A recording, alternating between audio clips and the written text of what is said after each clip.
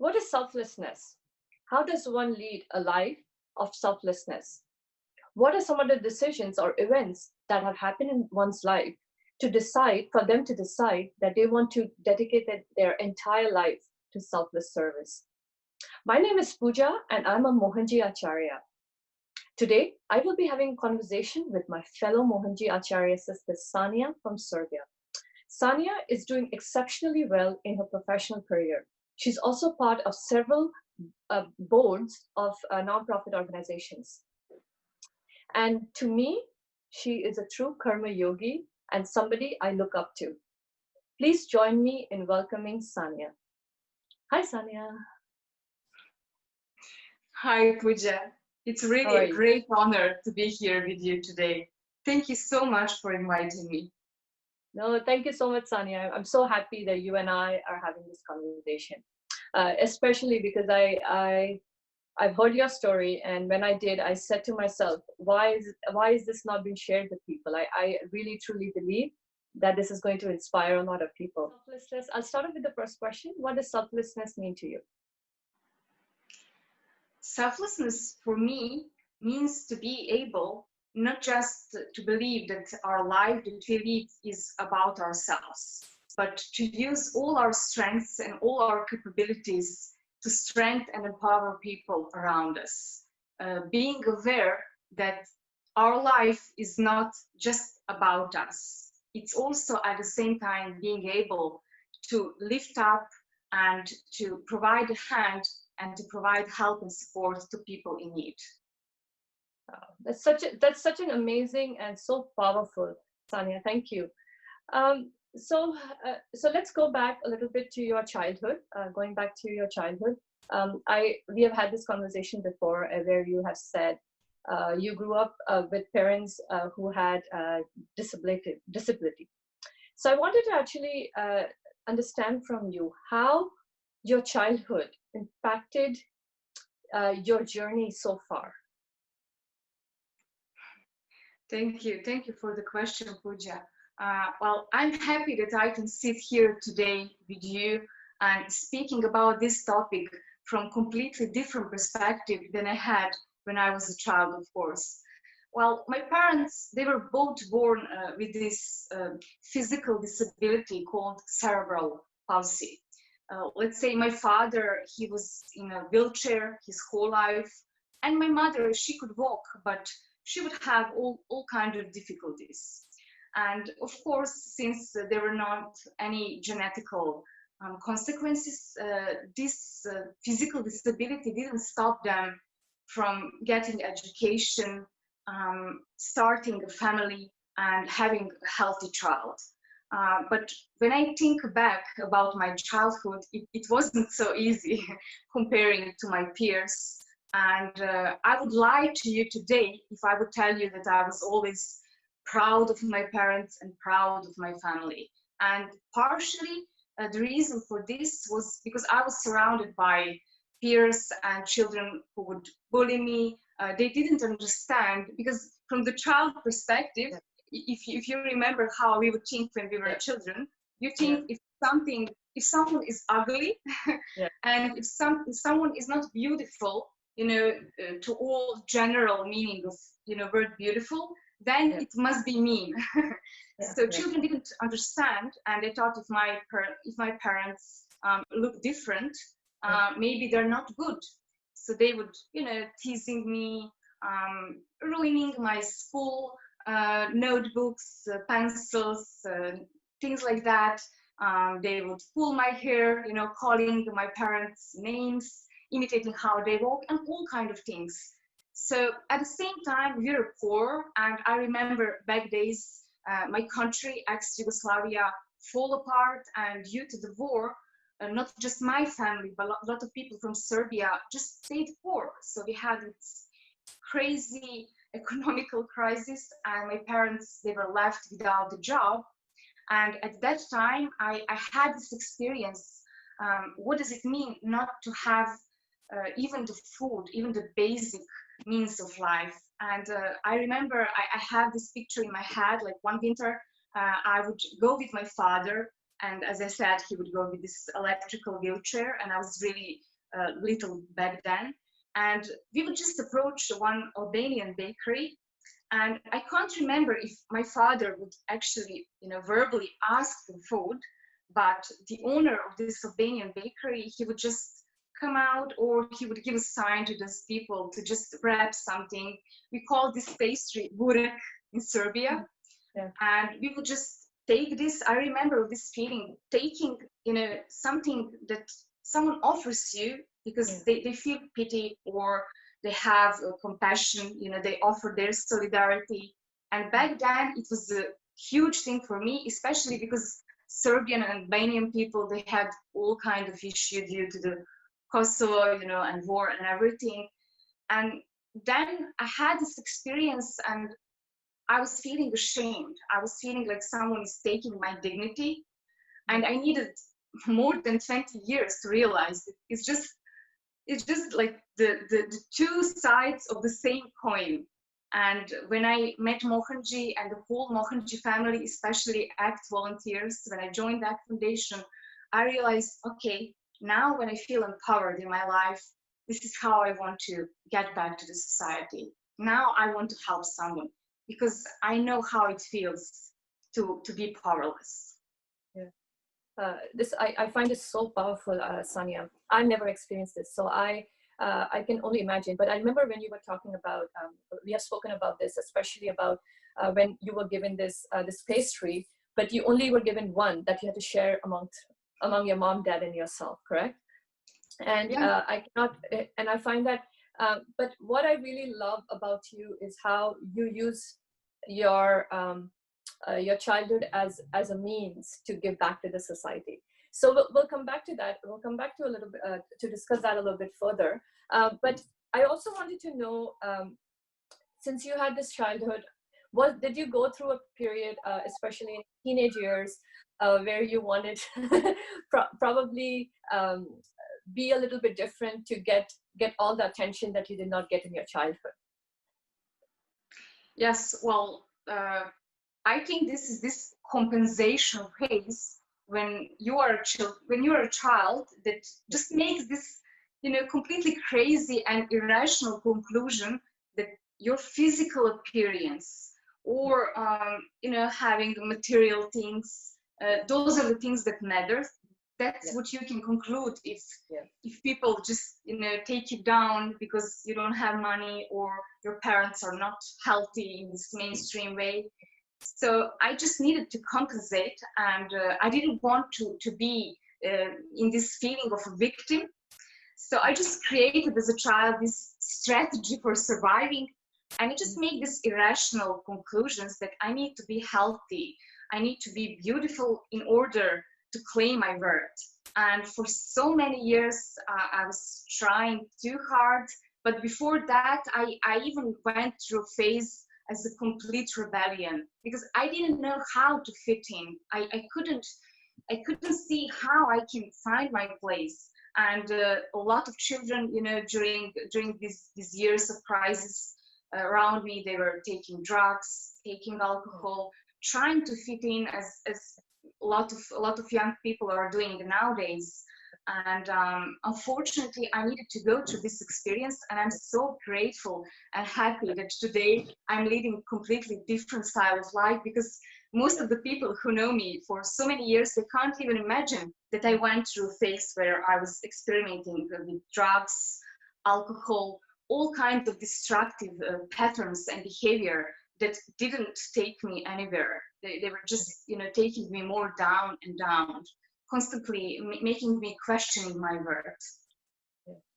But Sanja, I do believe that this will really help the viewers when those that are perhaps going through this difficult time to see you as an example about how they can turn their life around. So I really feel that it's so powerful that you share the story with us. Talking a little bit. So while we were talking and some of the answers you've given me, you talked about how lack of fulfillment was one of the reasons why you were geared a little bit towards spirituality. So do you want to share that with the viewers as well? Yes, gladly. Well, when I finally finished with the destructive phase, I went to the completely contra-script scenario of my life. I realized finally that there is other way that I can claim my worth. But let's say I went too far, even in that direction, because then I started to believe, okay, now if I really study too hard, if I work too hard, if I find a way how to attract and to catch other people's attention, okay, maybe then I will claim my worth. Yes, So yes. this is my second attempt to find and to feel my higher purpose. And of course, even though this was a healthier way, I didn't find, final destination neither this way. So I studied very much. I finished university. I was studying sociology. Then I finished my master's degree in sociology as well with amazing grades. And after that, I even studied for 5 years this psychotherapy approach and started doing coaching with people, co-founded two non-government organization and started, giving contribution to my surrounding, conducting workshops about emotional intelligence, mindfulness, personal development. But I was too obsessed either with saving people, getting into this role of savior, because now Yes, this is yes, my second approach. yes, Okay, now I'm not going to be a victim, but yeah, maybe I can save people. But yeah. actually you can't save people. You can only love them. Yeah. But I know this only now. And I started earning well. I started having different job roles, starting with my career in HR, in business sector. And then I realized, okay, this is nice. It's nice to earn money. It's nice to have relationships. It's nice something to feel popular. Yeah. But nothing of those things can give you real fulfillment. Yeah. No, so I somewhere have this similar story as well. Probably not professionally, but even with my life, there was a lack of fulfillment where that is how I came on the path of spirituality. So I actually do understand very well what you're referring to. So Sanja, now let's talk a little bit about Mohanji. How did you meet Mohanji? When was the first time you met Mohanji? Yes, I like to think about this topic. uh, I must say that it was Mohanji whom I found first. At that time, when I heard about Mohanji, I was working in one lawyer's office, and I was surrounded with a lot of negative energy. Lawyers coming back, from the meetings, surrounded with a lot of negativity. So I just started getting up early, as people in early birds club are doing now. Just start getting up earlier. Even back then I didn't know about, of course we didn't have early birds club. Yeah. I didn't know from the scientific approach. I didn't know about the benefit. It was just my attempt to do something for myself. So I just slowly started research on this topic, and I didn't know anything about the meditation, but I set up this intent that I'm going to wake up just 30 minutes earlier than I was getting up every morning. So I would do short meditation. I would just play any guided meditation on YouTube. So I didn't know about Mohanji. I didn't know about these fabulous techniques. And intuitively, I started doing meditation. I started doing 10 minutes morning yoga sequence. And for 10 minutes, I would just look at one spot, just having this, my internal dialogue with myself, figuring out, okay, where does my life is leading now? Yeah. What do I want, from life, from everything that I'm doing? Yeah. And after a few months, I just come up, surfing on the internet, I just come up with this invitation for conscious walk that we had in Novi Sad. And I was really curious about this, and I decided, and I asked my friend Adrian, okay, let's go. This sounds really interesting.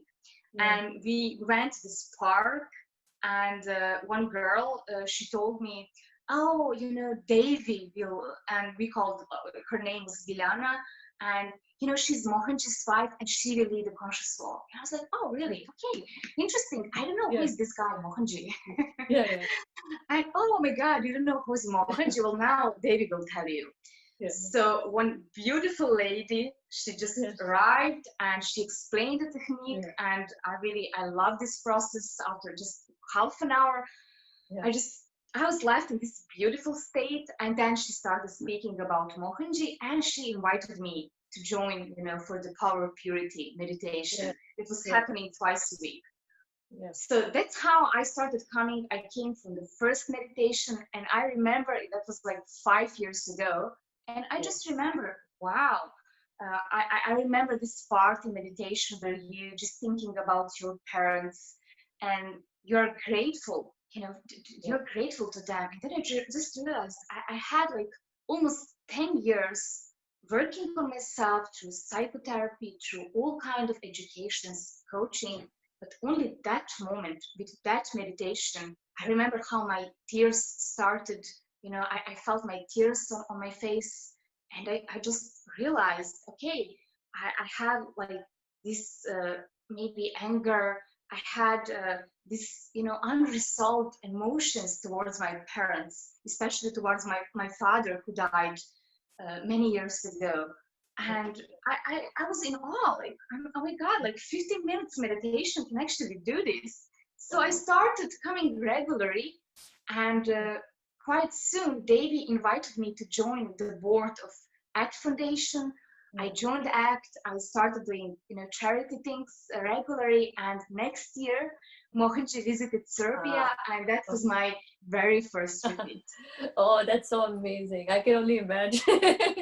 So tell me about so talking about we'll come back to the parts where you're involved, all the board. You're a board member for quite a few nonprofit organizations. We'll talk about that a little bit further down. But your relation with Mohanji, especially, I remember you were invited to go to South Africa as well, and that's where you got to spend a little bit of time with Mohanji as well. Do you want to share that story, that part of your life as well with us? Yes, well, that happened quite in a way like in the movies.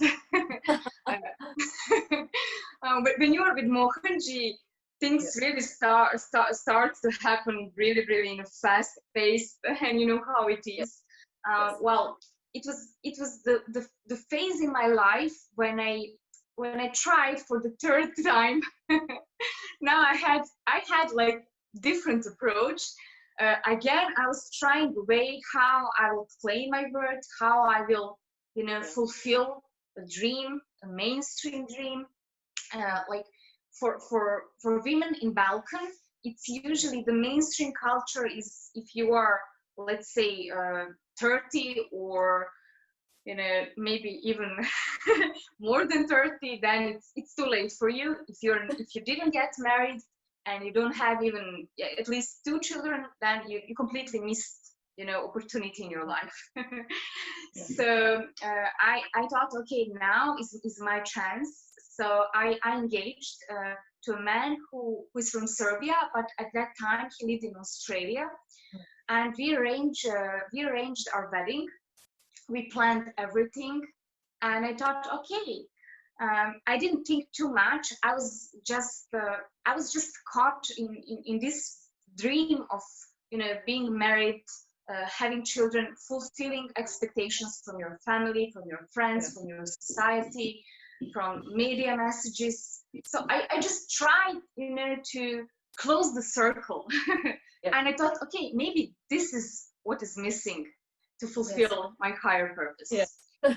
And it was really amazing because I slowly started to figure out. I quit my job. I had a one-way ticket to Melbourne.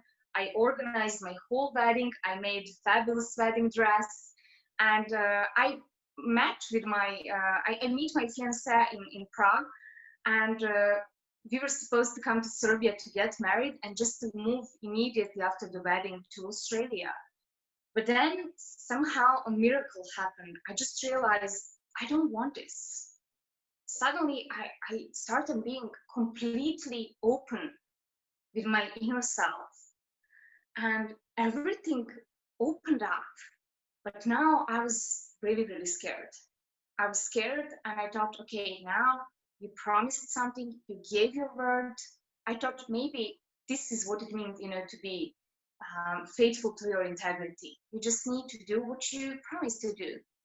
And I was really, really desperate because I realized I don't want it. So I started praying to Mohanji.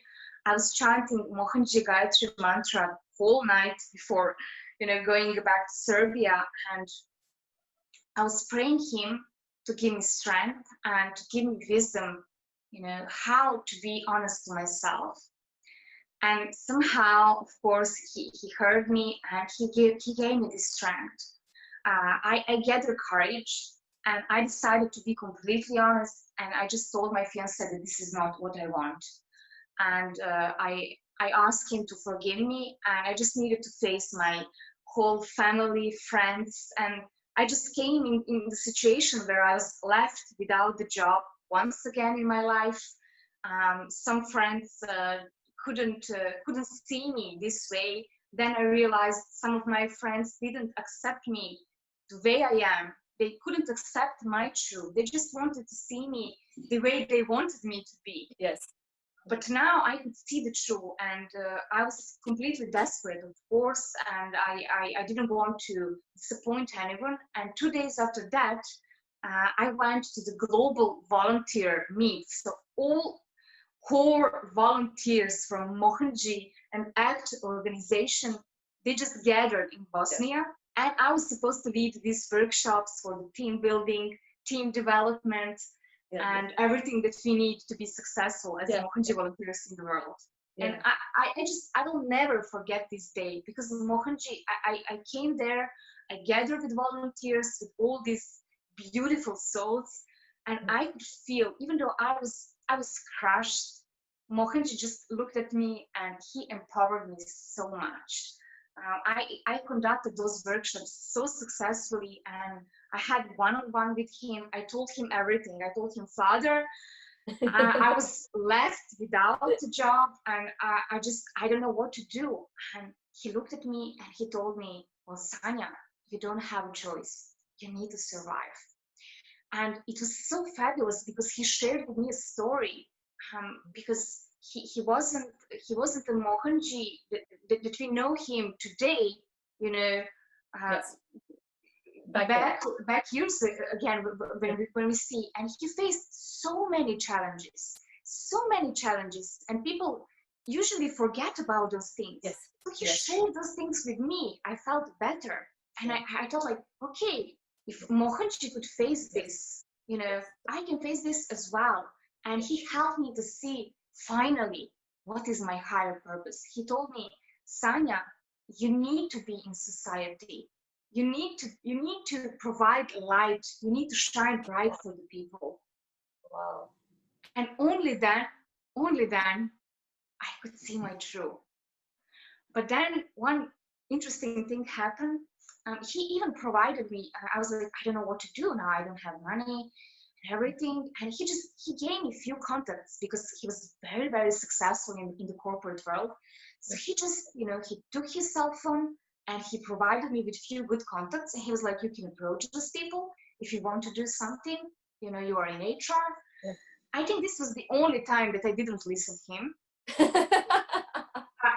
Now I think this was also a test by tradition, because at the same time, Milica Bulatovic is also, as you know, Mohanji Acharya.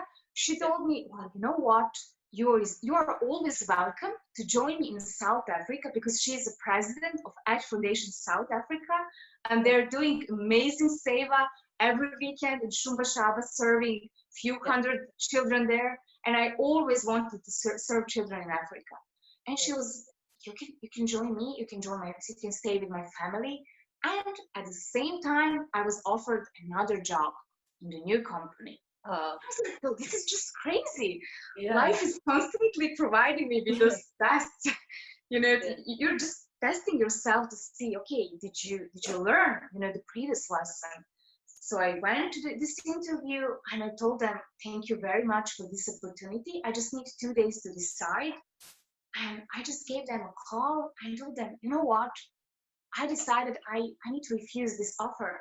I want to go to Africa. I want to serve. Of course, in the corporate world, it's crazy when you share something like this. But that's how I went to Africa, and Milica and her husband and her daughter, Sarah Bulatovic, she's divine channel of Mohanji, completely connected to Mohanji and tradition. So they opened the home for me, and Mohanji visited South Africa. He stayed there for a month. We had amazing programs with them. And I just had this beautiful opportunity to spend more time with him. I think he was working on me. He empowered me. He initiated me to Kriya Maitri, and it was 11th November, so 11th at 11 o'clock, he initiated us into consciousness Kriya in Datta Tapovan Ashram in Durban, where is Swami Bhaktananda. And he invited me to join them for launching of World Consciousness Alliance, this organization that is now founded, inspired by Mohanji, that wants to provide completely human approach to the government, organization, education, to all level of our society. And just recently, I was invited to join their board as well. So you can see how everything divinely just happened. Yeah. It is so beautiful, and you know, especially with your everything you've shared so far, it is about coming to a point where choices are given to us, whether choice to get married or not get married, whether to take the job or go to South Africa. So those choices were giving, and our lives sort of tailored to what choices we take. So it is truly so beautiful to hear your story, Sanja, and I'm so confident it's going to help so many people. But I remember this one particular session, especially in South Africa, when Mohanji, you were talking to Mohanji, and Mohanji said, you said, Mohanji, you know, I need to find a job. And that's what you said to Mohanji. And then just once you became an Acharya and you came to, I think you were in India for the yoga training, and Mohanji looked at you and said, I gave you more than you asked for.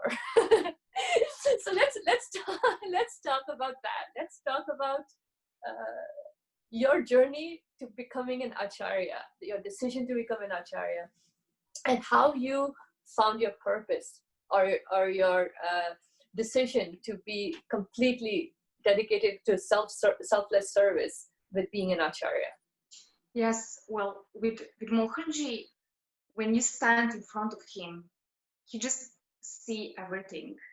Yes. You see your full potential, and yes. It's not the same with us, because yes. we are so bounded by our patterns that yes. you know, that are binding us so strongly. Yes. And as I mentioned, I had like several years of experience, you know, claiming my worth through all these external factors. So no wonder that when he asked me in Africa, okay, so what is your plans now? I told him, oh, now I feel very embarrassed regarding this, but I needed to learn my lesson. I told him, well, now I will just get back to Serbia, and I need to find a job, you know. Yeah. So he just burst in laugh, and he said, really? Why do you need a job? Because obviously he see our full potential. He know what is our true path. So every time he would see me every time he would see me, he would ask me, so Sanja, did you find your job? Obviously he knew what job is my real purpose. And I just realized, okay, maybe I need to work. Maybe I'm in a phase that I need to provide. I need to support my existence. But at the same time, it's very important for me to live according to my higher purpose. And that's definitely not something selfish, or not like a vehicle to claim my worth, because Mohanji taught us very well that our net worth is actually what we give, what we share. And you don't need to collect anything in order to share. Yes. You can share something that you already have inside of you. Yes. And that's how I realized, okay, now I see, now I get it. I want to be a Mohanji Acharya. So powerful, Sanja. So so we met, you and I actually met in the in the Acharya training in Serbia, and I remember Mohanji, and I'm just tying this all together, and Mohanji saying to you, Sanja, you have a lot of work to do. So today today when and this was last year, and today when I look I'm looking at our conversation we have had and your journey, and I see that you're part of a lot of you're a board member of a lot of organizations. Do you want to share what are some of the activities you're involved in within the Mohanji family, or as a Mohanji Acharya? Well, I started with ACT Foundation Serbia, and it was 5 years ago. I joined as a board member, but of course that doesn't make me any different comparing to other volunteers. It's just someone needs to create a strategy to see which cities we are going to cover, because we want to provide ACT support and everything we do. Yeah. You know, within the whole country, not just to concentrate on few cities. Yeah. So it's ACT Foundation Serbia. When I was in Africa for 6 months, of course, I was doing activities in ACT Foundation South Africa, and now recently I joined the board of Mohanji Serbia Foundation. Before then, I was one of the team members for the local volunteer team, just conducting interviews with prospective volunteers, being in charge of providing trainings, workshops, and support for volunteers, making sure we have this harmony, this nice energy for volunteering work. And I'm also in charge with Nicolina of global volunteer teams. So whoever wants to contribute and to volunteer in all organization under this beautiful Mohanji umbrella, they can just visit Mohanji website, send their CV, or just fill out application, and we will have a word with them. Also, I joined the training and orientation Acharya team. So we are just making sure that all Acharyas are equipped with all SOPs and guidelines for all techniques that Mohanji provided us. And of course, recently I joined the World Consciousness Alliance as well. But it's very important for me to say that now, this sounds like, okay, I'm doing this, I'm doing that. But one of the most important lessons that I've learned is it's not actually me doing anything, maybe just, writing something and speaking, but it's actually Mohanji who speaks to us, because the level of our connection and the level of how much we are open to surrender and to realize that it's not us who are doing anything. Yes. It's just being open, being available, and being enough humble to realize that it's not us, but it's really not us. So I wouldn't want to sound like I'm doing the stuff. This actually ties in with my last question. Actually, I was going to ask you was, what are some of the pitfalls that you see in selfless service or on the path of a karma yoga? And I think you tied it so beautifully, saying we are not the doers, right? So it is one of those where we should not take ownership of anything that we do. Yes, and I must say this is a challenge, because as I mentioned before, we all have this deeply rooted patterns. And let's say if I have a pattern that I need to do things perfectly in order to claim my worth, or that I need to do so many things, or that I need to work very hard, or that I need to work fast in order to claim my worth, then my ownership is starting to rise. And whatever I try to do, with time, it will show that, I can't think this way, because those patterns will just lead me to the situation where I'll just get this mirror and I will see, no matter what you're trying, your worth is not connected to this. Yes. Your worth, it doesn't have to do anything with this. Yes. So this is a trap of having an ownership. And I must say, it's not like a lesson you learn and then you're fine. It's something that we need constantly to remind ourselves. So we not to get into this trap, or not to get into the trap of the ego. That's really important. And I agree. Even ego or expectations are huge traps on this path. So Sanja, we are on time. So I want to take this opportunity to thank you so much for your time and sharing your journey with us. I truly believe that it needs to reach a lot of people, and a lot of people will be inspired by you, as I am by you. So thank you so much. Thank you so much, Pooja. I'm so honored that I was able to have this conversation today, and I surrender everything of this conversation to Mohanji. Thank you so much. Lots of love from Serbia. Thank you. And to all our viewers, to learn more about Mohanji, you can visit his official website, www.mohanji.org. Thank you so much, everybody, for joining me. And Jai Mohanji. Jai Mohanji. Yeah.